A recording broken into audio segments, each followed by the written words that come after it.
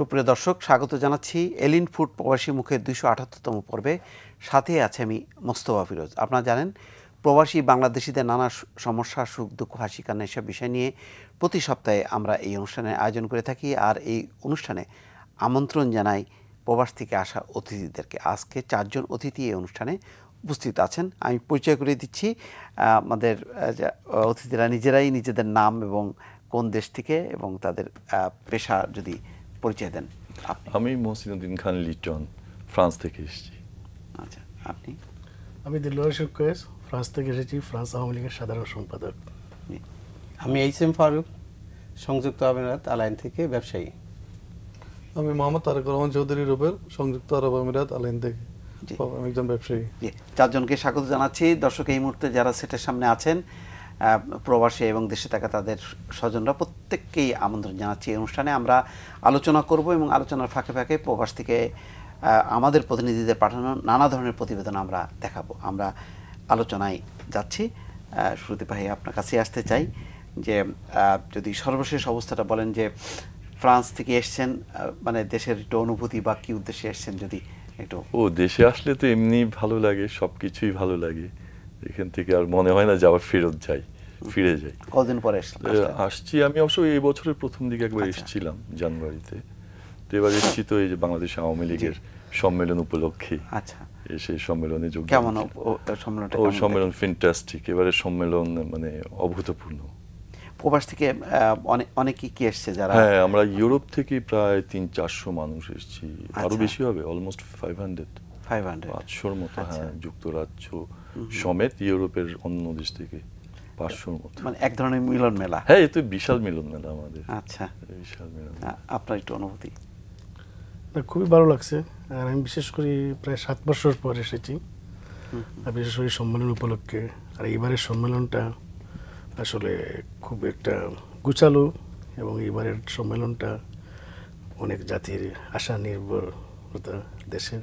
আপনাদের কেমন লাগে যে ধরেন বাইরে আছেন আবার এখানে আছেন, তো দুই প্রান্তে তো সংগঠন দুইভাবে আছে। এখানে যখন আসেন তখন কি মিশে যেতে পারেন নাকি না একটু লাগে? মানে কিছুটা, এটা তো স্বাভাবিক, এটা তো হবেই, এত ডিফারেন্স না কিছুটা। আচ্ছা আচ্ছা, গুড।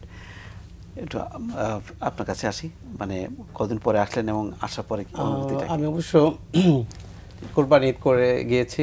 মোটামুটি মনে হয় 22 ডেজ, 22 দিন পরে এসেছি আবার ব্যবসায়ী কাজে। তো সবচেয়ে মূল বিষয় হচ্ছে যে এই দেশটা নিজের মাতৃভূমি, মায়ের ভূমি। আসলে অনেক মন সচেতন থাকে, সচল হয়, খুব ভালো লাগে। মানে যেটা ভাষায় বলা যাবে না। প্রবাসে যতদিন থাকি, যে মাটিতে যখন পা রাখি তখন নিজেকে মনে হয় যে নিজের মায়ের জায়গায় এসেছি। অনেক শক্তি, শরীরের সাহস, শক্তি যোগায়। আর প্রবাসের মাটিতে যতই থাকি, যত সুখেই থাকি, কিন্তু মনে হয় আমি প্রবাসী। ঠিক, নিজের দেশ তো আর মনে হয় না, নিজের দেশ মনে হয় না। আসলে আমি প্রথমে এসেছি সম্মেলনকে কেন্দ্র করে। সম্মেলনে নিজেও একটু উপস্থিত হতে নিজেকে অনেক ধন্য মনে করছি। আর তাহলে ইউরোপের মতন মধ্যপ্রাচ্য থেকেও কি অনেকে এসেছে? আমরা অনেক একটা গ্রুপ নিয়ে আসছি এখানে। তো বিশেষ করে সম্মেলনটা সফল এবং সার্থক হওয়াতে আমরা অনেকটাই জয়ফুল করছি। আর দ্বিতীয়ত আমি নবগঠিত কোম্পানি যারা নির্বাচিত হয়েছেন দেশনেত্রী শেখ হাসিনা এবং আমাদের ওবায়দুল কাদের সাহেবকে আমি আমার প্রাণপ্রিয় সংগঠন এবং বাংলাদেশ আওয়ামী লীগ যুবলীগ আমি সভাপতির পক্ষ থেকে অভিনন্দন এবং শুভেচ্ছা জানাচ্ছি। অনুভূতিটা দেশের হচ্ছে, অনুভূতিটা আমাদের অন্যরকম। যখন স্বাধীন মাতৃকার দেশে আমরা আসি, আমাদের মানে অনেকটাই উচ্ছ্বাস নিয়ে আসি, কারণ সেটাই আমার দেশ, সেটাই আমার মাতৃভূমি। যখন পা রাখি আমরা শত দুঃখ কষ্টের মধ্যে বলে যাই আমার ভালো। কিন্তু খারাপ লাগে কিনা যে যখনই নাকি বাইরে পা দেন, ওদের সুশৃঙ্খল একটা দেশ, উন্নয়ন, আর আমাদের এখানে যে সেই তালে আমরা এগোতে পারছি না, সেরকম কি লাগে কিনা? আসলে উন্নয়ন বলতে প্রচুর উন্নয়ন এখন দেশে, উন্নয়নের জোয়ার। জননেত্রী শেখ হাসিনা যখন উন্নয়নের জোয়ারে বেশি দিচ্ছে, এখন আমরা উন্নয়নের মহাসড়কে। তো কিছু শৃঙ্খলাটা এটা নিজেদের মধ্যে পরিবর্তন আনতে হবে। যেহেতু আপনি যখন গভর্নমেন্টের সার্ভিসে থাকবেন, গভর্নমেন্ট আপনাকে সবগুলো ফেসিলিটি দিচ্ছে, তো আপনাকে চিন্তা করবে আপনি আপনার ফেসিলিটির বিনিময়ে আপনি কি সবগুলো দিচ্ছেন ঠিক মতো। ওইটা যতদিন পর্যন্ত ঠিক হবে না, এতদিন পর্যন্ত আপনি শত চেষ্টা করে আপনার কোনো কিছু হবে না, দূর হবে না। কারণ আপনাকে সচেতন হতে হবে। আপনি যখন গভর্নমেন্ট সার্ভিস, তার মানে আপনাকে সচেতন হবে যে আমি দেশকে আমি যা নিচ্ছি তার বিনিময়ে আমি সঠিক জিনিসটা দিচ্ছি। যেদিন দিতে পারবেন সেই দিন আমি মনে করি আমার দেশটা আর ইউরোপ আমেরিকার বা মধ্যপ্রাচ্যের মতো হতে হবে না। আমার আসছি আপনাদের কাছে, আবার আসছি। দর্শক, আমরা আলোচনার ফাঁকে আমরা দেখে আসি প্রবাস থেকে পাঠানো কয়েকটি রিপোর্ট। নির্বাচনী বিতর্কের শুরু থেকে ইমিগ্রেন্ট ও মুসলিম বিদ্বেষী নানা কথা বলে আসছে রিপাবলিকান প্রার্থী ডোনাল্ড ট্রাম্প। প্রেসিডেন্ট নির্বাচিত হলে অবৈধ অভিবাসীদের দেশ ছাড়তে বাধ্য করা হবে। ট্রাম্পের এমন বক্তব্যে শঙ্কায় আছেন দেশটিতে বসবাসরত অনেক অভিবাসী। শুধু অবৈধরাই নয়, ইমিগ্রেন্ট ও মুসলিম সম্প্রদায় নিয়ে ট্রাম্পের নেতিবাচক মন্তব্য ভালো চোখে দেখছেন না বৈধ নাগরিকরাও।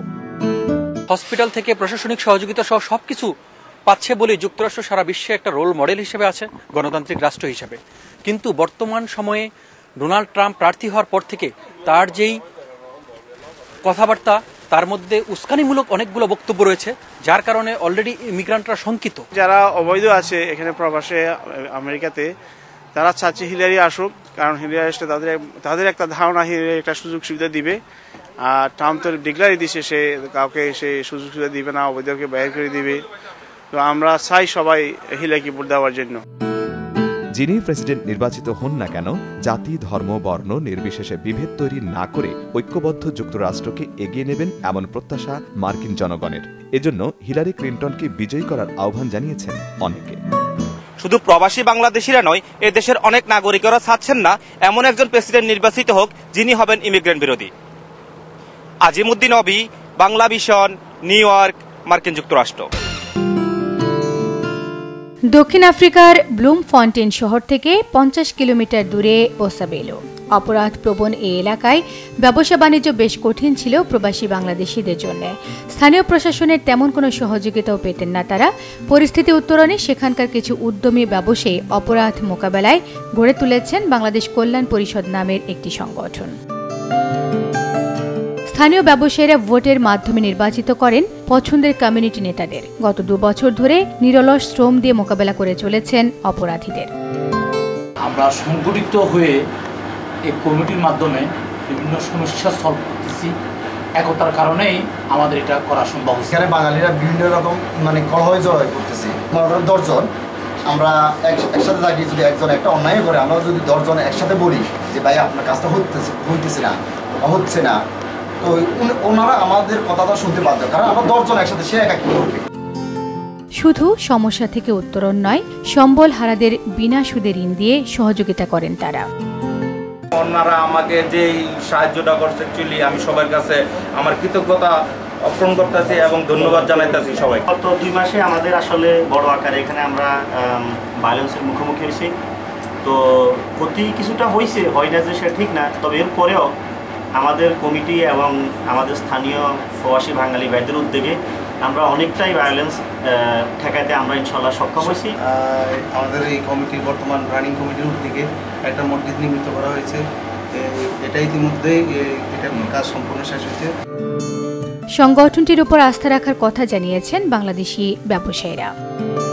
ভায়োলেন্সে আমি আর্থিক অনেক ক্ষতিগ্রস্ত হয়েছি, আমি কিছু করতে পারতেছি না। তখন আমাদের কমিটির একটা ঋণ দেওয়ার ব্যবস্থা ছিল, তখন তারা আমাদেরকে, আমি একটা দরখাস্ত করছি কমিটি বরাবরে, ওনারা আমাকে ঋণ দিছে। যে কোনো সমস্যা আমরা যখন ফেস করি তখন কমিটির লোকজনকে ফোন দিই, ফোন দেওয়ার পুলিশকে ফোন দিলে দেখা গেছে কি এরা 5-10 মিনিট সময় লাগে যায়। কমিটির কোনো লোককে যখন ফোনটা দিই আমরা, দেখা গেছে এরা 2-4 মিনিটের মধ্যে আমাদের কাছে আসে হাজির হয়ে যায়। তখন দেখেছি আমাদের জন্য এটাই বড় পাওনা। দক্ষিণ আফ্রিকার সকল বাংলাদেশিকে এক হয়ে মিলেমিশে কাজ করার আহ্বান জানিয়েছেন বাংলাদেশ কল্যাণ পরিষদের সদস্যরা। সংযুক্ত আরব আমিরাতে 4 বছর ধরে বন্ধ রয়েছে বাংলাদেশিদের ভিসা। ক্ষতিগ্রস্ত হচ্ছে প্রবাসী বাংলাদেশিদের ছোট বড় ব্যবসা প্রতিষ্ঠানগুলো। আবুধাবিতে বাংলাদেশি মালিকানাধীন প্রতিষ্ঠানগুলোতে কর্মসংস্থানের সুযোগ থাকলেও ভিসা জটিলতায় তা কাজে লাগছে না। বিনিয়োগে আগ্রহ হারাচ্ছেন প্রবাসী ব্যবসায়ীরা। এখানে কিন্তু আমি বাংলাদেশি স্কিল প্রফেশনাল লেবারদেরকে অ্যাকোমোডেট করতে পারতাম, বাট কিন্তু দুর্ভাগ্য হয়তো আমাদের কোথাও কূটনীতিক গ্যাপ আছে, যদি কূটনীতিক তৎপরতা এবং কি ভালোভাবে করে বিষয়টা কীভাবে সমাধান করা যায় আমি আশাই ব্যক্ত করব। সবাইকে বলবো যে আপনারা এই দেশের যে আইন কানুনগুলো আছে সেগুলোকে ভালোভাবে মেনে চলবেন এবং এদেরকে দেখাতে হবে যে আমাদের লোকজন অত্যন্ত আইনের প্রতি শ্রদ্ধাশীল এবং এই দেশের জন্য আমরা কাজ করে যাচ্ছি এবং আমার দেশের জন্য সেই ফলটা আমরা যেন সুফলটা ভোগ করতে পারি। আমি যতটুকু জানতে পেরেছি আমরা অনেকটা শেষ পর্যায়ে এসে পৌঁছেছি। এই মুহূর্তে আমাদেরকে সবাইকে ধৈর্যের সাথে এটা আমাদেরকে সহনশীলতার মাধ্যমে এই পরিস্থিতিটা সামাল দিতে হবে। সফর এবং বৈঠকের মাধ্যমে বাঙালিদের ভিসা খোলার ব্যাপারে ইতিবাচক ইঙ্গিত দেখা যাচ্ছে। এই মহেন্দ্রক্ষণে আমি সম্মানিত প্রবাসী মেহনতি শ্রমজীবী বাঙালি ভাইদের অনুরোধ জানাবো, আসুন আমরা সবাই মিলে ইউএর আইন কানুন বিধিবিধানের প্রতি যত্নশীল হই। ভিসার বন্ধ দুয়ার আবারও খুলে দিতে সম্প্রতি একটি প্রতিনিধি দল বাংলাদেশ সফর করেছেন। জটিলতা কাটাতে প্রবাসীদেরকে যথেষ্ট সহিষ্ণুতা ও সতর্কতার সাথে এদেশের আইন কানুন মেনে চলার পরামর্শ দিয়েছেন ইউএইতে নিযুক্ত বাংলাদেশের রাষ্ট্রদূত ডাক্তার মোহাম্মদ ইমরান এবং কমিউনিটি নেতারা। খুবই আশার কথা, শ্রমবাজার খুলছে, তবে সময়টা খুবই ক্রিটিক্যাল এবং ক্রান্তিকালের মতো। এ সময় আমাদের সবাইকে সাবধান থাকতে হবে যাতে আমরা আমাদের ভাবমূর্তি ঠিক রেখে এদেশে কাজ করে সুনাম অর্জন করতে পারি। সংযুক্ত আরব আমিরাতে যারা প্রবাসীরা আছি তাদের প্রতি একান্ত অনুরোধ থাকবে যাতে করে এমন কোনো কাজ না করি যাতে করে আমাদের ভিসা উন্মুক্ত হওয়ার জন্য কোনো বাধা সৃষ্টি হয়। যেহেতু ভিসা খোলার একটা প্রক্রিয়া শুরু হয়েছে, সেহেতু আমরা যাতে এই দেশের আইনশৃঙ্খলার প্রতি সম্মান দেখাই এবং আমাদের সুনামটা ধরে রাখি। দেশের আইন কানুনগুলো যদি আমরা মেনে চলি, আমাদের ভিসা খোলার যে পরিবেশটা তৈরি হয়েছে ওইটা আমাদের কাজে আসবে। সংযুক্ত আরব আমিরাতে বাংলাদেশিদের ভিসা খোলার একটি উপযুক্ত পরিবেশ সৃষ্টি হয়েছে। এই সময় আমাদের প্রবাসী কমিউনিটি নেতৃবৃন্দ যেমন বললেন, প্রবাসীদেরকে যথেষ্ট সহিষ্ণুতা এবং ধৈর্য দেখিয়ে দেশের আইন শৃঙ্খলার প্রতি শ্রদ্ধা রাখতে হবে। Jahangir Kabir Bappi, Bangla vision, Abu Dhabi. দর্শক, আমরা দেখলাম, আমরা আবারও আসি ইউরোপে। আপনাদের কি কেমন লাগে যে যতবার আসেন তো আপনাদের কাছে বাংলাদেশের অগ্রগতি, উন্নয়ন আর যে দেশে থাকেন তার মধ্যে একটা ব্যাপক পার্থক্য দেখেন কিনা? না, পার্থক্য তো একটু আছে অবশ্যই। ওখানে খুব ডিসিপ্লিন লাইফ, এখানে যদিও মানে রাস্তাঘাটে কি বলে আমার কাছে খুব চার্মিং লাগে, মানে এই ট্রাফিক জ্যাম, হইচই, কোলাহল, সেটা ইউরোপে একটু কম। গাড়ির হর্ন। আপনাদের যে প্রজন্ম বেড়ে ওঠে তারা তো একটা বেশ একটু আতঙ্কিত থাকে এখানে আসার পরে, জ্যাম ট্যাম এই সমস্ত সবকিছু মিলিয়ে। আসলে তা না, এটা ডিপেন্ডস। আমাদের এখন বর্তমান প্রজন্ম ওরা কিন্তু ইউরোপে শিক্ষিত হয়ে দেশে ফিরছে, আমেরিকার থেকে, ইউরোপের থেকে। হ্যাঁ, স্পেশালি আমেরিকার থেকে আমাদের নতুন প্রজন্ম, মানে এখনকার যে জেনারেশন, তারা ওখান থেকে শিক্ষিত হয়ে দেশে ফিরছে এবং দেশের জন্য কাজ করতে যাচ্ছে।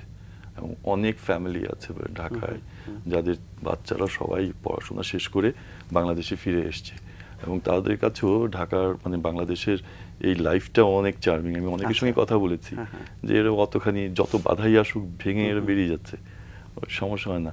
তো কিছু কিছু কথা আসে যে হ্যাঁ, যেমন আমার বাচ্চারা বলে যে ঢাকায় মশা, বাংলাদেশে মশার কাপড়।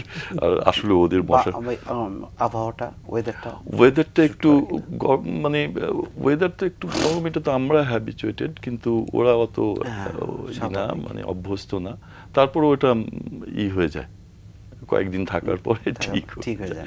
হ্যাঁ, আপনার কাছে কেমন মনে হয় যে আমাদের এখানের মানে যখন যেখানে থাকেন প্রবাসে ফ্রান্সে আর আমাদের এখানে মানে একটা ব্যাপক পরিবর্তন ধাক্কা খায় কিনা, যে আপনার ভিতরে যে মানে যেখানে থাকি সেটা কত উন্নত দেশ, এখানে আসলে আমরা পিছিয়ে পড়ি, এরকম একটা অনুভূতি হয় কিনা? না, এটা তো কিছুটা, তবে ধাক্কা খাওয়ার মতন তেমন কিছু না, যেহেতু মাতৃভূমি, নিজের দেশ, যাই থাক নিজের দেশে আসলে ভিন্ন ধরনের ফিলিংস, ভিন্ন ধরনের অনুভূতি। কিন্তু প্যারিস বিশেষ করে একদিনে তো এই জায়গায় আসেনি, আমাদের দেশ নতুন, তাহলে আজকের প্যারিস যে টাইম নিয়ে এই জায়গায় আসছে, আমার বিশ্বাস তার চেয়ে আরও কম সময় লাগবে। আমরা সবচেয়ে বার্নিং ইস্যু আমাদের জনশক্তি রপ্তানির একটা অন্যতম বড় দেশ হচ্ছে সংযুক্ত আরব আমিরাত। আমরা দুর্ভাগ্যজনকভাবে লক্ষ্য করি এবং প্রচুর টেলিফোন আসে, চিঠি আসে যে ভাই সংযুক্ত আরব আমিরাতের এই যে বদ্ধ দরজা কবে খুলবে, এর কোনো উত্তর কিন্তু আমাদের কাছেও নাই, সরকারও সঠিকভাবে ব্যাখ্যা দেয় না। আপনাদের কাছে কি মনে হয়, মানে এইটার কারণে ওখানে যারা আছে আমাদের অবস্থিত, যারা কর্মী বা আপনারা যারা ব্যবসা বাণিজ্য করেন, আপনাদের ফিলিংসটা কি?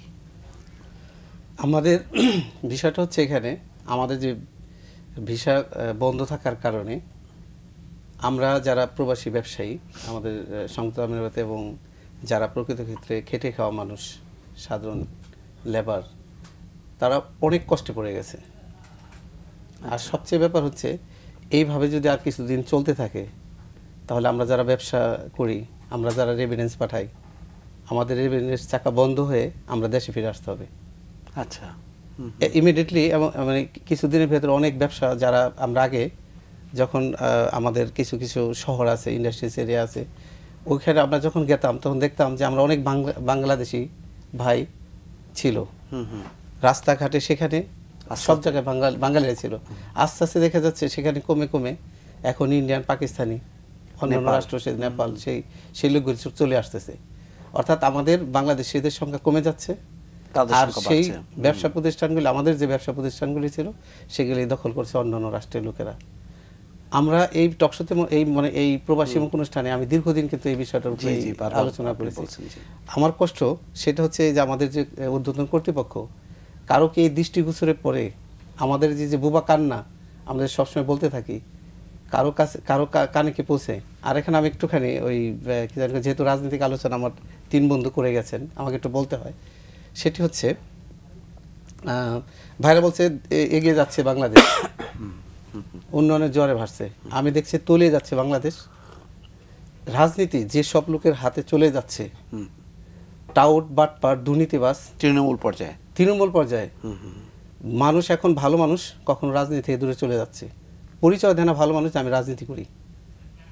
আচ্ছা, এবারে সম্মেলনে আমি দেখলাম এই ঢাকা শহরে কোথায় কোনো তিল ধারণের ঠাঁই নাই। বাড়ি কোথায়? বরিশালে। বাড়ি কোথায়? উত্তরবঙ্গের সেই দিনাজপুরে। বাড়ি কোথায়? সেখানে। এই যে লোকগুলি আসলো, এক একটা লোক একটা হোটেলে, কেউ বাড়ির ছাদে, কোথায় কোথায় ঘুমাইতেছে। এক একটা লোকে যে হোটেলের সিটের মধ্যে থাকলো সেই চট্টগ্রাম থেকে আসছে, একটা লোকের পেছনে অন্তত 3,000-4,000 টাকা খরচ গেছে, 6,000 টাকা খরচ গেছে। এই টাকাটা কোথায় থেকে আসলো? মানে বিকল্প কি? মানে বিকল্প কি? এখানে প্রকৃত ক্ষেত্রে এটা হচ্ছে রাজনীতিটা চলে গেছে ব্যবসায়ীদের হাতে, রাজনীতিটা চলে গেছে দুর্নীতিবাজদের হাতে, রাজনীতি চলে গেছে চাটকারীদের হাতে। আচ্ছা, এখান থেকে সৎ লোকের শাসন আসতে হবে, আর শাসনটা আসতে হবে, রাজনীতিটা আসতে হবে নিঃস্বার্থ দেশপ্রেমী লোকের হাতে। এখন রাজনীতি চলে যাচ্ছে সম্পূর্ণ ব্যবসায়ী আমলাতান্ত্রিক জটিলতায়। যেমন ভাইরা ফ্রান্স থেকে আসছেন, ভাই আসছেন দুবাই থেকে। প্রথম প্রসঙ্গটা যদি একটু বলেন, আমাদের এই যে শ্রম বাজারটা যে অবরুদ্ধ হয়ে আছে। আসলে আমি নিজে একজন ব্যবসায়ী, যেহেতু আমি নিজে অনেক ক্ষতির সম্মুখীন। আমাদের বাঙালিদের, আমাদের প্রতিষ্ঠানে আমরা কর্মী ছাড়া, নিজেদের কর্মী ছাড়া অন্য কর্মী দিয়ে হয় না। আমি দীর্ঘদিন ধরে ওইখানে জব করেছি, প্লাস আমি নিজস্ব ব্যবসা প্রতিষ্ঠান করতেছি।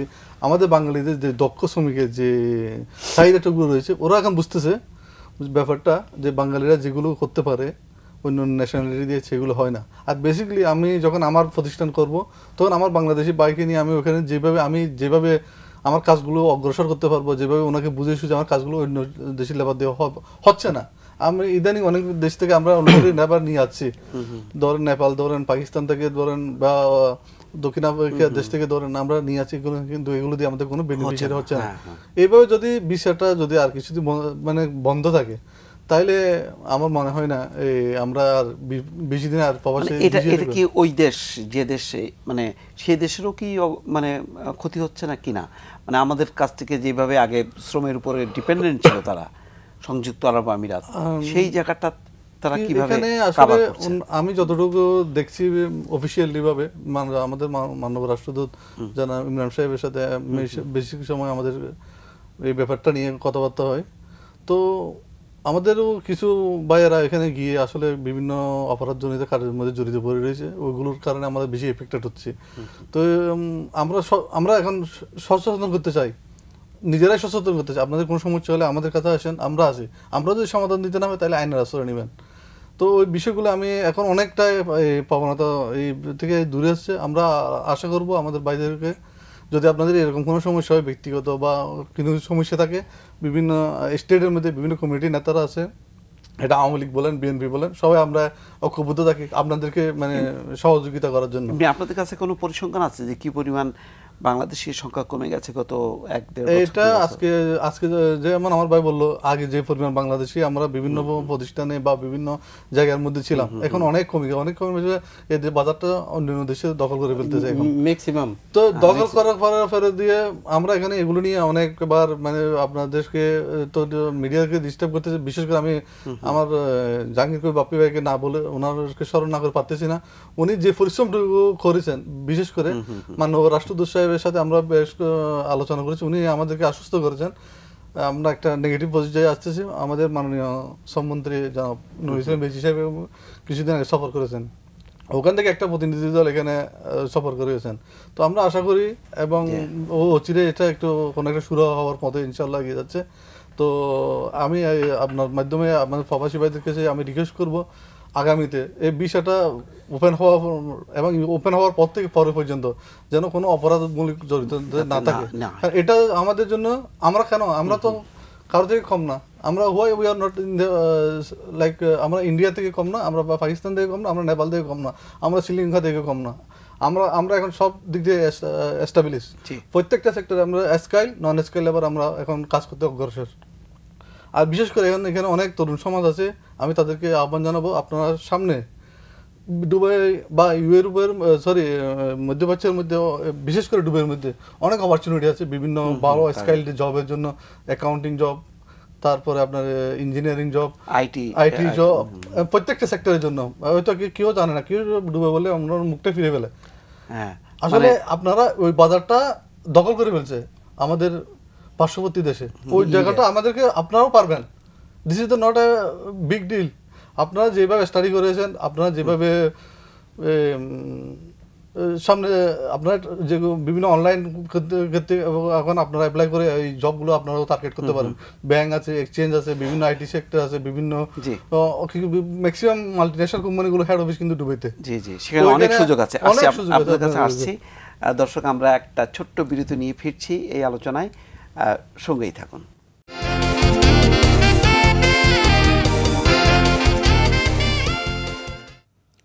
সুপ্রিয় দর্শক, বিরতির পর আবার ফিরে এলাম এলিন ফুড প্রবাসী মুখ অনুষ্ঠানে। সঙ্গে থাকার জন্য ধন্যবাদ। আমরা আলোচনা শুরু করার আগে শুরুতেই আমরা কয়েকটি রিপোর্ট দেখে আসি, তারপরে আবার আলোচনা শুরু করব। বর্ণিল আয়োজনে সম্প্রতি শেষ হয়েছে বাংলাদেশ আওয়ামী লীগের কাউন্সিল। কাউন্সিলের মধ্য দিয়ে গঠিত নতুন কমিটিকে স্বাগত জানিয়েছে জেদ্দা প্রবাসী বিভিন্ন সংগঠনের নেতারা। বাংলাদেশ আওয়ামী লীগের প্রেসিডিয়াম সদস্য হওয়া জনাব নুরুল ইসলাম নাহিদ ভাইকে জেদ্দা যুবলীগের পক্ষ থেকে আন্তরিক শুভেচ্ছা ও অভিনন্দন জানাচ্ছি। বাংলাদেশ আওয়ামী লীগের প্রেসিডিয়াম সদস্য নির্বাচিত হওয়ায় নুরুল ইসলাম নাহিদকে জেদ্দা, সিলেট এবং বিয়ানীবাজারবাসীর পক্ষ থেকে অনেক শুভেচ্ছা স্থাপন করছি। জনাব মিসবাহুদ্দিন সিরাজ ভাইকে সাংগঠনিক সম্পাদক করায় জেদ্দা যুবলীগের পক্ষ থেকে জননেত্রী শেখ হাসিনাকে অভিনন্দন ও মুজিবীয় শুভেচ্ছা। সফল মন্ত্রী জনাব ওবায়দুল কাদের সাহেবকে সাধারণ সম্পাদক নির্বাচিত করায় জেদ্দা আওয়ামী যুবলীগের পক্ষ থেকে মুজিবীয় শুভেচ্ছা জানাচ্ছি। নতুন নেতৃত্ব দেশের উন্নয়ন এবং সমৃদ্ধিতে ভূমিকা রাখবে বলে আশাবাদ জানিয়েছেন বক্তারা। সফল রাষ্ট্রনায়ক জননেত্রী শেখ হাসিনাকে বিনা প্রতিদ্বন্দ্বিতায় সভাপতি করায় বাংলাদেশ আওয়ামী যুবলীগ ঘুরিয়া আঞ্চলিক শাখার পক্ষ থেকে সবাইকে ধন্যবাদ। আমাদের মাননীয় মন্ত্রী ওবায়দুল কাদেরকে সাধারণ সম্পাদক করায় আমরা চিটাংবাসী ওবায়দুল কাদেরকে শুভেচ্ছা জানাচ্ছি। মাননীয় প্রধানমন্ত্রী জননেত্রী শেখ হাসিনাকে পুনর্বার আওয়ামী লীগের সভাপতি নির্বাচিত করায় এবং জনাব ওবায়দুল কাদেরকে সাধারণ সম্পাদক নির্বাচিত করার জন্য আমরা আন্তরিকভাবে অভিনন্দন। জিদ্দা হাইলাদিল আঞ্চলিক কমিটির পক্ষ থেকে আমি মাননীয় প্রধানমন্ত্রী শেখ হাসিনাকে নবনির্বাচিত হওয়ায় অভিনন্দন জানাই। বাংলাদেশ আওয়ামী লীগের 20তম জাতীয় সম্মেলনে প্রধানমন্ত্রী শেখ হাসিনাকে আবারও সভাপতি এবং ওবায়দুল কাদের সাধারণ সম্পাদক হওয়ায় স্বাগত জানিয়েছেন কাতার প্রবাসীরা। বাংলাদেশ আওয়ামী লীগের জাতীয় সম্মেলনে জননেত্রী শেখ হাসিনা পুনর্বার নির্বাচিত হওয়ায় এবং ওবায়দুল কাদের সাধারণ সম্পাদক নির্বাচিত হয়, তাকেও কাতার আওয়ামী লীগের পক্ষ থেকে লাল গোলাপ ও শুভেচ্ছা জানাচ্ছি। মাননীয় প্রধানমন্ত্রী শেখ হাসিনাকে আওয়ামী লীগের সভাপতি নির্বাচন করাতে এবং ওবায়দুল কাদেরকে সাধারণ সম্পাদক নির্বাচিত করায় কাতার বঙ্গবন্ধু পরিষদ থেকে আমি শুভেচ্ছা ও অভিনন্দন জানাচ্ছি। মাননীয় প্রধানমন্ত্রী দেশরত্ন জননেত্রী শেখ হাসিনাকে আওয়ামী লীগের সভাপতি নির্বাচিত করায় এবং ওবায়দুল কাদেরকে সাধারণ সম্পাদক নির্বাচিত করায় কাতার আওয়ামী যুবলীগের পক্ষ থেকে শুভেচ্ছা ও অভিনন্দন। কমিটিকে অভিনন্দন জানানোর পাশাপাশি দলকে সুসংগঠিত করার আহ্বান জানিয়েছেন বক্তারা। সিলেটের ঐতিহ্যবাহী বড়লেখা উপজেলার মিশিগান প্রবাসী বাংলাদেশিদের সংগঠন বড়লেখা সমাজ কল্যাণ সমিতির 2016-18 কার্যকরী পরিষদের অভিষেক ও শপথ গ্রহণ অনুষ্ঠান হয়েছে। অনুষ্ঠানে উপদেষ্টা কমিটির সদস্য আব্দুল হালিমের সভাপতিত্বে বক্তব্য রাখেন আলহাজ এবাদুর রহমান, আব্দুল বাসিত, ইকবাল আহমদ, মুফাসসিল আলী মিনু, আব্দুল মালিক প্রমুখ। এ সময় বক্তারা নতুন কমিটিকে স্বাগত জানানোর পাশাপাশি ঐক্যবদ্ধ একটি সমাজ গঠনে নতুন কমিটিকে সব ধরনের সহযোগিতার আশ্বাস দেন। নবনির্বাচিত কমিটির সভাপতি বদর উদ্দিন, সাধারণ সম্পাদক মুজিব রহমান সহ সাধারণ সম্পাদক মোহাম্মদ সুনু মিয়া ও কোষাধ্যক্ষ আলাল উদ্দিন সহ কমিটির অন্যান্য সদস্যরা এ সময় শপথ গ্রহণ করেন। দর্শক, আমরা দেখলাম রিপোর্টগুলো, আমরা আবার ফিরে যাই আলোচনায়। আমাদের একটু জানার বিষয় আছে যে ভাইয়ের কিছু কথা বলছিলেন আর কি, যে আসলে আমাদের একটু যোগ্য নেতৃত্ব দরকার, সৎ নেতৃত্ব দরকার, সেই জায়গাগুলোতে আমাদের একটু কাজ করা দরকার। আসলে সৎ নেতৃত্ব এবং যোগ্য নেতৃত্বের সাথে সৎ নাগরিক, যোগ্য নাগরিকেরও প্রয়োজন আছে। সমস্যাটা আসলে আমাদের দীর্ঘদিনের। দেশ স্বাধীন হওয়ার পরে যে কথাটা আমার পাশে বন্ধু বলল, যে দেশটা স্বাধীন হওয়ার পরে দেশটা স্বাধীনতার পক্ষের মানুষগুলো যারা এই দেশটাকে ভালোবাসে, এই দেশটাকে যারা তৈরি করেছে, তাদের হাতে আদৌ ছিল কিনা, কাদের হাতে দেশটা ছিল? দেশটা ছিল এই দেশটাকে যারা চায়নি, এদেশের স্বাধীনতা যারা চায়নি, যারা এই দেশের স্বাধীনতা চায়নি তারা কোনোদিন দেশপ্রেমিক হতে পারে না, এটা আমি বিশ্বাস করি না। যারা এই দেশের স্বাধীনতাকে অস্বীকার করে তারা দেশপ্রেমিক হতে পারে না। তো ওই মানুষগুলোর হাতে দীর্ঘ 21টি বছর এই দেশটা ছিল। তারা দেশের মঙ্গল চাইবে, তারা জাতির মঙ্গল চাইবে, এটা আমি বিশ্বাস করি না। তো যেটা বললো যে এই কোশ্চেনটা আপনি করেছিলেন যে একটা সরকার চলে যাওয়ার পরে তার ধারাবাহিকতাটা কেন থাকে না, কারণটা এটা, কারণটা যে দেশ যারা চাইলো তাদের হাতে দেশটা ছিল না। তারপরে একবার দেশটা যারা দেশের স্বাধীনতা এনেছে তাদের কাছে 5 বছরের জন্য এসেছিল ক্ষমতা, তারপরে ক্ষমতা আবার চলে গেল অন্যদের হাতে। এই দেশে যুদ্ধবীর অপরাধীরা, এই দেশ যারা চায়নি, আমাদের মা বোনদের ইজ্জত নিয়ে যারা খেলেছে, যারা এই দেশের 30 লক্ষ মানুষকে হত্যা করলো, তার জন্য সহযোগিতা করলো, তাদেরকে মন্ত্রী বানিয়ে, পার্লামেন্ট মেম্বার বানিয়ে রাষ্ট্র ক্ষমতা তাদের হাতে দিয়ে দেওয়া হয়েছে। আমি শুধু ওটা বলবো, আমার সামনের বন্ধুকে ওটুকু বলবো, আজ থেকে তারপরেও আপনার মনে করেন যে আমাদের তো এটা তো সত্য যে যেভাবেই হোক না কেন তৃণমূল থেকে শুরু করে উপর পর্যন্ত আমাদের যথেষ্ট সততার অভাব।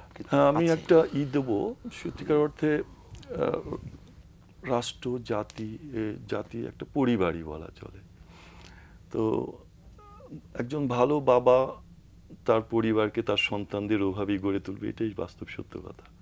তো কথা ওই জায়গাতেই এসছে।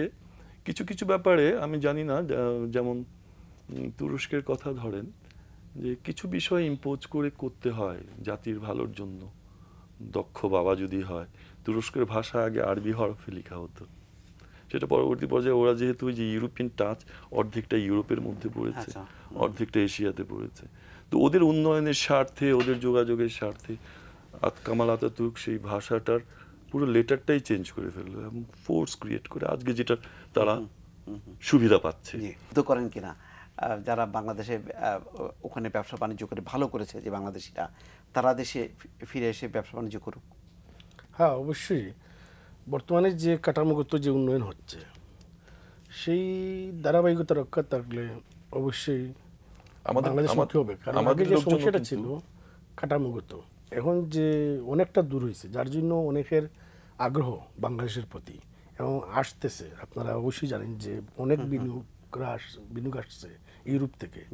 আর এতদিন কাঠামোগত উন্নয়ন ছিল না, যাতায়াত বা চলাফেরা বা অ্যাডমিনিস্ট্রেশন অনেক ঝামেলা ছিল, বিদ্যুতের সমস্যা। যেমন আজকে দেখেন আমি ঢাকা শহরে কতদিন, আজকে প্রায় এক সপ্তাহ আমি উত্তরে থাকি, 1 ঘন্টা বিদ্যুৎ ছিল না, মাত্র একদিন।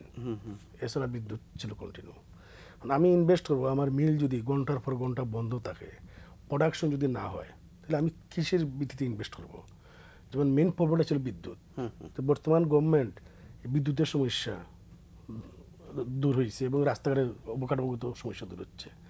এতে আগামী দিনে আরও আগ্রহ বাড়বে, আরও ইনভেস্টমেন্টরা আসবে, তখন দেখবে যে দেশটা একটা পর্যায়ে মানে এমন ছিল যে ইউরোপের যারা ওখানে ইমিগ্রেন্ট হতো তারা আর বাংলাদেশের কথা চিন্তাই করতো না। এখন কিন্তু সেই ধারা চেঞ্জ, হ্যাঁ ধারা চেঞ্জ হয়ে গেছে। আমাদের যেমন বললো বাংলাদেশের সবজির প্রচুর ডিমান্ড ইউরোপে, কিন্তু সবজি তো আমরা এক্সপোর্ট করতে পারছি না, ওইভাবে দিতে পারছি না, কারণ আমাদের এই দেশেই যে চাহিদা সেটা পূরণ হচ্ছে না, ঘাটতি পড়ে যায়, সেই কারণে আমরা পাঠাতে পারছি না। তো এগুলো যদি আস্তে আস্তে যেইভাবে এখন কৃষির দিকে ডেভেলপড হচ্ছে, যেমন চাল, আগে দেশের মানুষই আমরা চাল খেতে পারতাম না, এখন শুরু হয়েছে চাল এক্সপোর্ট করা। তো এই সবজির ক্ষেত্রটাও তাই, চামড়ায় বলেন, চায়ে বলেন, জুটের কথা বললো, এগুলো আসলে আমাদের কিছু বিষয় আছে। ইনভেস্টাররা কিন্তু এইসব সেক্টরে ইনভেস্টও করতে চায়, কিন্তু স্কিল্ড লোক দরকার এখানে। ওদের মেশিনারিজ নিয়ে আসলো, চালানোর কেউ নেই, ওখান থেকে মানুষ এনে চালাতে হবে। তো এই স্কিল লেবার তৈরি করা, স্কিল মানে প্রফেশনাল তৈরি করা, এটা যদি করে তুলতে পারে তাহলে ওখানে সবাই শ্রমিকের মানে চাহিদা বোধহয় এখন মধ্যপ্রাচ্যও বাড়ছে। মধ্যপ্রাচ্যে দক্ষ শ্রমিকের এতই অভাব আর এতই চাহিদা, যদি আমার মনে হয় সংযুক্ত আরব আমিরাতে একবার ভিসা হলে আমি একটা মানে আমার একটা ধারণা, কয়েক মাসের মধ্যে অন্তত 5 থেকে 10 লাখ লোক চলে যাবে। এত চাহিদা সংযুক্ত আরব আমিরাতে এই আমাদের। তো আমি আমি আমি আহ্বান জানাবো সরকারকে, সব রাষ্ট্রেই যখন নাকি যেই রাষ্ট্রে লেবার মানে দক্ষ শ্রমিক পাঠায়, সেখানে কিন্তু একটা ট্রেনিংয়ের ব্যবস্থা করা, প্রশিক্ষণের ব্যবস্থা করা, হ্যাঁ এটা খুবই জরুরি। একটা লোক যখন যাবে ওই রাষ্ট্রে, তার ভাষা বুঝবে না, ওই রাষ্ট্রের কালচার বুঝবে না, সে কানুন সম্বন্ধে সে জানবে না। যে রাষ্ট্রে যে লোকটা যাবে ম্যাক্সিমাম অন্ততপক্ষে 1 মাস একটা ট্রেনিং এর ব্যবস্থা করা, 3 মাসের একটা ট্রেনিং এর ব্যবস্থা করা, 2-একটা কথাবার্তা বলে দেওয়া, ওখানে প্রবাসী কল্যাণ মন্ত্রণালয়ের একটা সার্টিফিকেট নিয়ে যেন মানুষ প্রবেশ যায়। এই প্রসঙ্গটা আপনার একটু মতামত জানতে চাই। আমি ভাইয়ের সাথে একমত। প্রশিক্ষণ একটা স্কিল লেবার তৈরি করতে হলে, যেমন আমি তো বাংলাদেশে আছি, বাংলা ভাষা জানি, আমি এখন যখন অন্য দেশে যাবো আমার ভাষার একটা দরকার। বিশেষ করে স্কিল লেবারের ব্যাপারে আমি বলি প্রবাসী কল্যাণ মন্ত্রণালয় এটাই আমার একটা সাজেশন থাকবে। এটা আমার অনেকদিন আগ্রহ, আজকে সুযোগ হলো মানে প্রকাশ করার জন্য। প্রবাসী কল্যাণ মন্ত্রণালয়ের অধীনে একটা নট লাইক স্কুলের মধ্যে এটা যদি গভর্নমেন্টের যদি সামর্থ্য না থাকে, প্রাইভেটেশনও করতে পারে। এটা প্রাইভেটেশনের মাধ্যমে বিভিন্ন হাতে কলমে আপনার স্কিল লেবার তৈরি করে একটা সার্টিফিকেট দিয়ে দিল 3 মাসের জন্য। উনি ওই কাজটা নিয়ে ওনার একটা ভালো স্যালারি নিয়ে ওই দেশে যাইতে পারলো, ওই যাওয়ার পরে ভালো কিছু আর্ন করতে পারলো। তার মধ্যে কি ওই ভারসাম্যটা উনি আর মানে যে সমস্যাটা উনি যাই প্রথমে ফেস করে, ওটা উনি এখান থেকে নিয়ে গেল, এটা এক্সপিরিয়েন্সটা। ওটা হলে আপনার অনেক চাহিদা, স্কিল লেবার অনেক চাহিদা। আর বিশেষ করে আমাদের দেশে অনেক বর্তমান জেনারেশনগুলো অনেক এডুকেশন নিয়ে বাইরে হচ্ছে। আমি আহ্বান জানাবো আবার এদেরকে বিভিন্ন, যেহেতু আমি একজন আগে চাকরিজীবী ছিলাম, আমি বুঝি প্রত্যেকটা সেক্টরে ডিমান্ড আছে। যেমন আপনার সার্ভেয়ার বললে আমার এখানে সার্ভেয়ার কই, আমি সার্ভেয়ার কই পাই। একটা সার্ভেয়ারের স্যালারি কত জানেন? 1 লাখ দাম, সরি বাংলাদেশি টাকা 1 লাখ টাকার উপরে অ্যাজ এ স্টার্টিং। ইন ফিউচারে ও 2 লাখ 3 লাখ টাকা পর্যন্ত উনি স্যালারি আর্ন করতে পারবে যদি ওনার এক্সপিরিয়েন্স হয়ে যায়। একজন অটোকাড, যিনি একজন গ্রাফিক্স ডিজাইন করতে পারবে, অটোকাড ওনার স্যালারি স্টার্টিং হবে 1 লাখ টাকা। যে উনি যখন 2-4 বছর কাজ করার পরে ওনার এক্সপিরিয়েন্স হয়ে যাবে, তখন উনি আর্ন করবে 2-3 লাখ টাকা। কারণ ওনাদের এই প্রশিক্ষণ এবং দক্ষ শ্রমিকদের অনেক আহ্বান। আমরা 4 জনকে ধন্যবাদ জানাচ্ছি। দর্শক, আমরা আমাদের যে আজকে 4 জন অতিথি আছেন তারা অনেক মূল্যবান কথা বলেছেন, অনেক পরামর্শ দিয়েছেন। আসলে আমরা এই অনুষ্ঠানের মধ্য দিয়ে এই মতামতগুলোকে আমরা সংগঠিত করতে চাই, কারণ সব মিলিয়ে আমরা যে প্রান্তেই থাকি না কেন আমরা চাই দেশের উন্নয়ন, আর সেই উন্নয়নকে ত্বরান্বিত করার জন্য প্রবাসে যারা থাকেন তাদের অনেক অভিজ্ঞতা আছে, সেই অভিজ্ঞতা দিয়ে আমরা আমাদের দেশের উন্নয়ন নিশ্চিত করতে চাই। আজ এই পর্যন্তই আমরা শেষ করব। শেষ করার আগে প্রবাস থেকে পাঠানো বিভিন্ন প্রতিবেদন দেখতে দেখতে আমরা বিদায় নেব। ভালো থাকুন, সুস্থ থাকুন সবাই। কালী পূজা উদযাপন হয়েছে যুক্তরাষ্ট্রের ডালাসে। রিদম কালচারাল অ্যাসোসিয়েশনের উদ্যোগে প্রতিবারের ন্যায় এবারও দেবী কালীর অস্থায়ী পূজা মণ্ডপে পূজার্চনা, পুষ্পাঞ্জলি, দেবীর আরাধনা, প্রসাদ বিতরণ সহ নানা অনুষ্ঠান পালন করে পূজারী ও ভক্তরা। ভক্তদের শুভেচ্ছা জানান সংগঠনের সভাপতি অসীম সাহা, সহসভাপতি ডক্টর সজল দাস, সাধারণ সম্পাদক জিতেন রায়, অর্থ সম্পাদক প্রদীপ দাস, সাংস্কৃতিক সম্পাদিকা শিল্পী বিশ্বাস, যুগ্ম সম্পাদক সুব্রত দাস, সহ অর্থ সম্পাদক দীপঙ্কর মৃধা দীপু, প্রদীপ দত্ত, টুটুল পল, দিলীপ সাহা প্রমুখ।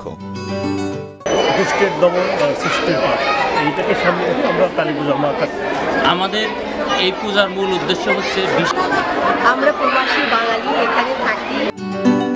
সবশেষে মেধাবী শিক্ষার্থী সহ শিশুদের সংগঠনের পক্ষ থেকে ক্রেস্ট দেয়া হয়।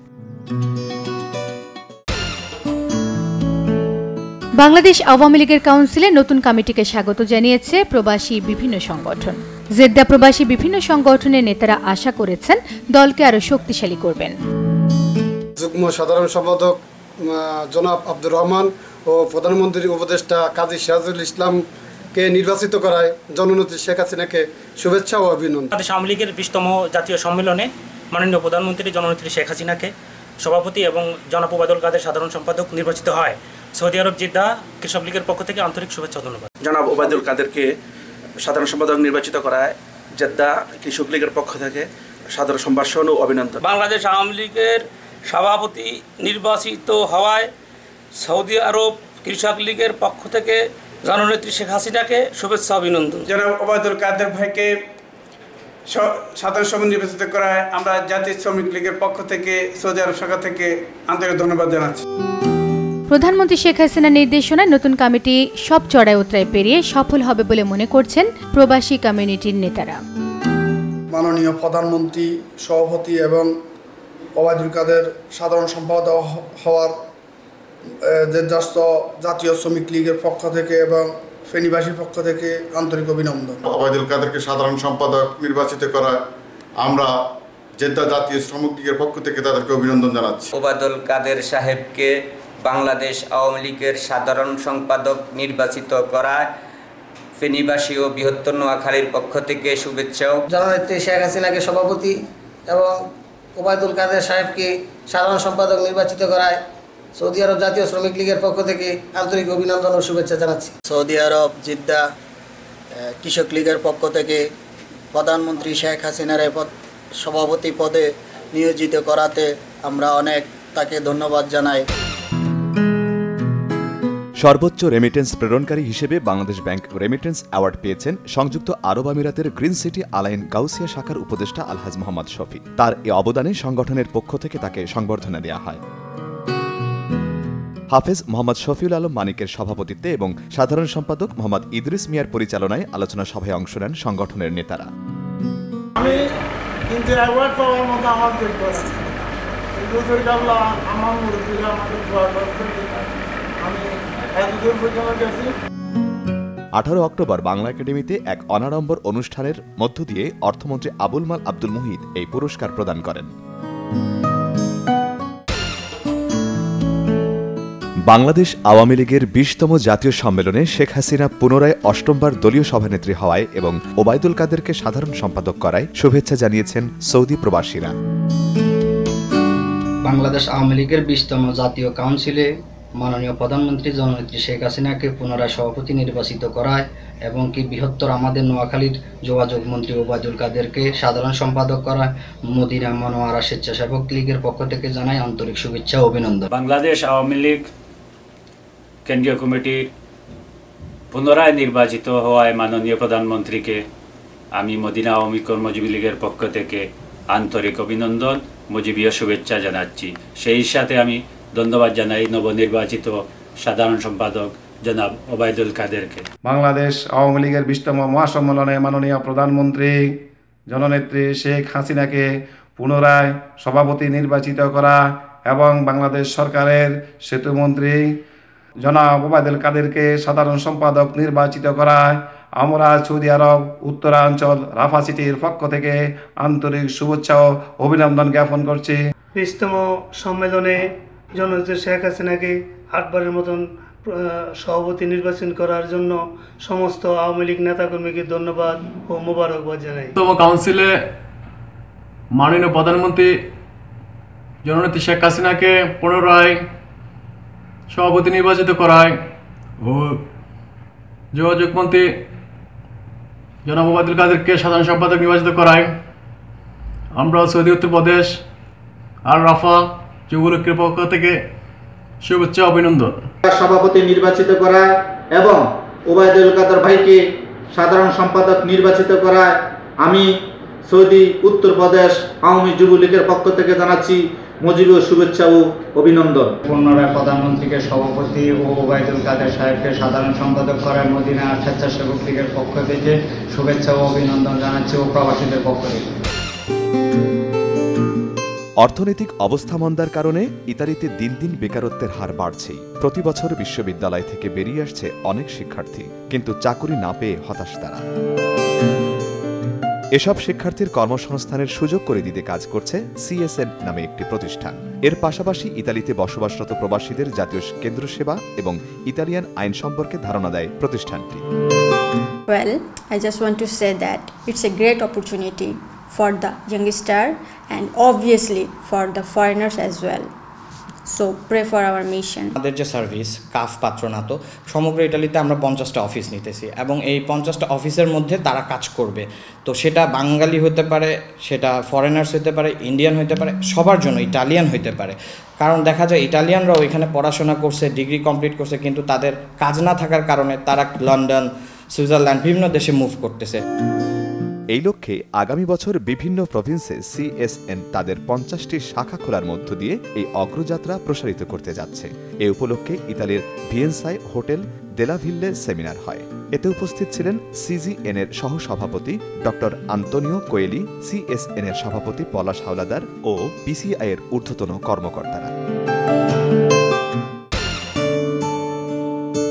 কোরিয়ায় শরৎকালে ভ্রমণের সবচেয়ে সুন্দর জায়গাগুলোর একটি নামই আইল্যান্ড। কোরিয়ানরা ভালোবেসে এর নাম দিয়েছে নামিনারা।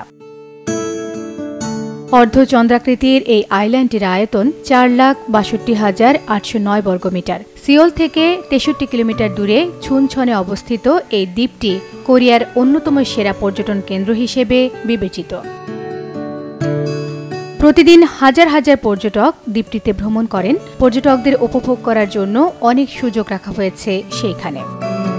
পর্যটকদের জন্য খুবই আকর্ষণীয় জায়গা এবং বিশ্বের সব জায়গা থেকে, বিশেষ করে চায়না, জাপান থেকে সব সময় এখানে মানুষের ভর্তি হয়ে থাকে। তো আমিও চাই যে আমাদের দেশে এরকম একটা ন্যাচারাল, যেহেতু দ্বীপ আছে আমাদের দেশে এরকম একটা সুন্দর পর্যটক হিসেবে গড়ে উঠুক। Một tôi đến đây được mới được mấy tháng thôi. Lần đầu tiên nhìn thấy cái cảnh mà lá vàng lá đỏ như này thì đây là bước đệm trong Bangladesh 화이팅! 단풍잎이 너무 예뻐. কোরিয়ার বিখ্যাত জোসন শাসনামলের জেনারেল নামের নাম অনুযায়ী এই আইল্যান্ডের নামকরণ করা হয়েছে। এই আইল্যান্ডে জেনারেল নামের কবর রয়েছে। দেশের পর্যটন শিল্প নিরাপদ এবং সৌন্দর্যমণ্ডিত করতে পারলেই প্রচুর সংখ্যক পর্যটকদের আকর্ষণ করবে বলে আশা প্রকাশ করেছেন প্রবাসী বাংলাদেশিরা।